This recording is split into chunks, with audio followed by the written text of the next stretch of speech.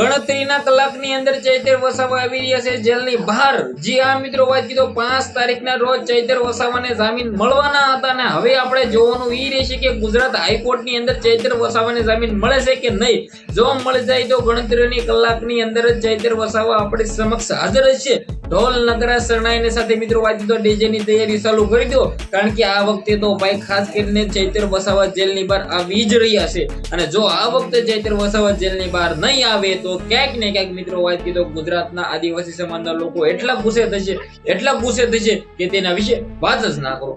ખાસ કરીને મિત્રો તમને લોકોને ખબર છે કે ચૈતર વસાવા ગુજરાતની અંદર ડેડિયાપાડાના ધારાસભ્ય છે ને અત્યારે હાલ મિત્રો વાત કીધો ધારાસભ્ય છે, પરંતુ સતત તે જેલની અંદર બનશે તો ગુજરાતની અંદર આદિવાસી સમાજના લોકો ગુસ્સે થયા છે કે ચૈતર વસાવા પોતે ધારાસભ્ય હોવા છતાં તેને કેમ જેલની અંદર નથી તો ગુજરાતની અંદર ડેડિયાપાડાની અંદર સૌથી મોટી સભાઓ પણ કરવામાં આવી હતી, પરંતુ ક્યાંક ને ક્યાંક મિત્રો વાત કીધો ચૈતરભાઈ વસાવાને જામીન મળ્યા નથી। એટલે મિત્રો વાત કીધો તારીખ 5 ના રોજ ચૈતર વસાવાને જામીન જો મળશે તો જેલની બહાર આવશે, અને જો જામીન નહીં મળે તો ક્યાંક ને ક્યાંક આદિવાસી સમાજના લોકો નિરાશ થશે।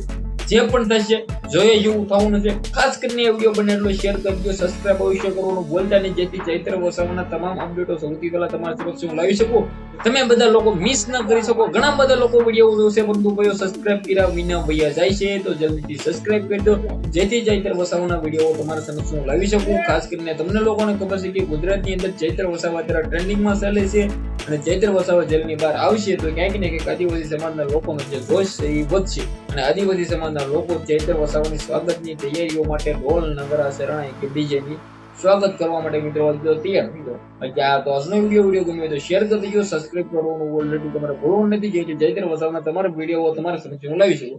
આજના વિડીયોમાં આટલી જ માહિતી, આપણે એક નવો વિડીયો મળી જશે। બધા લોકોને જય હિન્દ જય ભારત।